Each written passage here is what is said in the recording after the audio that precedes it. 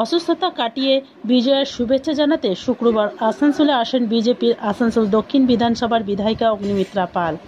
শুক্রবার সকালে রানীগঞ্জের রানীশাহের মোড় থেকে শুরু করে জুবলি মোড় হয়ে বার্নপুরের বাড়ি ময়দানে পুজো দিয়ে সাংবাদিকদের জানান, সুজিত বসুর বাড়িতে ইডি গেলেও 14.5 বছরে এত বিশাল সম্পত্তি কোথা থেকে এলো তার হিসাব দিতে ব্যর্থ ইডির কাছে। কিন্তু জনগণের কাছে জবাবদিহি করতে হবে।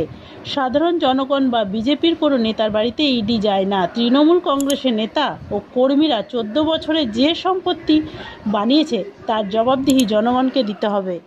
Green Asansol, clean Asansol.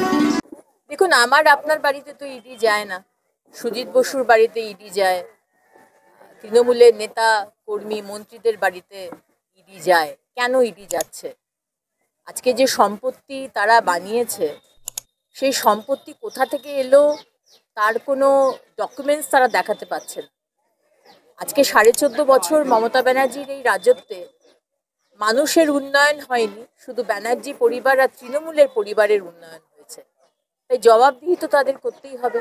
আমার এখানে কিছু বলার নেই, আমি একজন সাধারণ নাগরিক, সাধারণ ভারতীয় জনতা পার্টির কর্মী, কিন্তু বাংলার মানুষের কাছে তৃণমূল নেতা মন্ত্রী কর্মীদের জবাব দিতে হবে যে এই যে সম্পত্তি কোটি কোটি টাকার তারা এই 14.5 বছরে বানিয়েছে, তার আগে বানায়নি, আবার আগামী দিনেও বানাবে না। তার এই 14.5 বছরে কোথা থেকে এই সম্পত্তিগুলো এলো, এটা তো জবাবদিহি করতেই হবে। মুখ্য নির্বাচন কমিশনের একটা টিম এসছে।